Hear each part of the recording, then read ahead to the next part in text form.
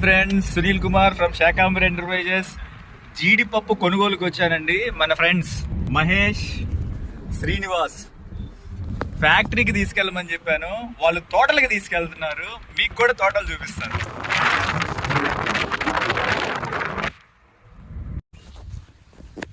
Friends, ఒక చెట్టు దగ్గరికి తీసుకొచ్చారు. ఇదంతా తోట అంట వాళ్ళది. ఇంకా లోపలికి వెళ్ళలేదు, వెళ్దాం. ఇక్కడ చూడండి, జీడిమామిడి చెట్టు. మహేష్ గారు జీడిమామిడి చెట్టు ఇది పంట రావడానికి 120 రోజులు పడుతుందండి. ఇలాగా వెలిసి పిక్కలు ఎండబెట్టి దాన్ని మరలా ఏ టైంలో కోస్తారు దీన్ని? ఎన్నో నెలలో కోస్తారు?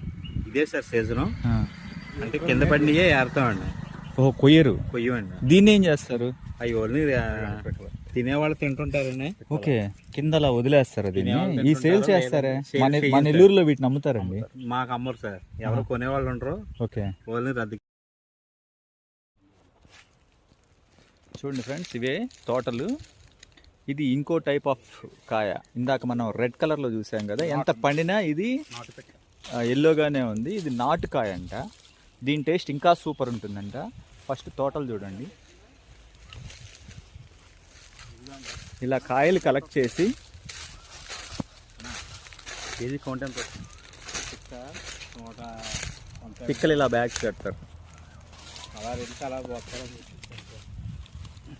కనిపిస్తుందా? ఇంతకంటే నేను లోపలికి వెళ్ళాను భయ్యా. జీడిపప్పు తయారీలో సెకండ్ స్టెప్ భయ్యా. ఈ రేంజ్లో ఎండలో కోసి పొలాలలో ఏరి ఆ రా మెటీరియల్ని ఇలా ఎండబోస్తున్నారు రోజు. ఆ జీడిపప్పుని వీటిల్లో బాయిల్ చేసి next level hand cutting.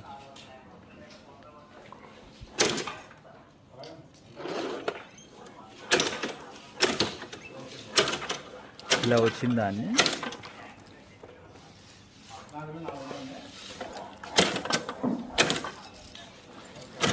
With పొట్టుతోటి ఇలా అన్నీ కింద పడతాయంట. కింద పడిన తర్వాత మాత్రమే వీళ్ళు తీసుకుంటారంట. ఇప్పుడు ఇది ఫ్యూచర్లో మా షాప్లోకి పప్పుగా తయారయ్యి కూడా రావచ్చు.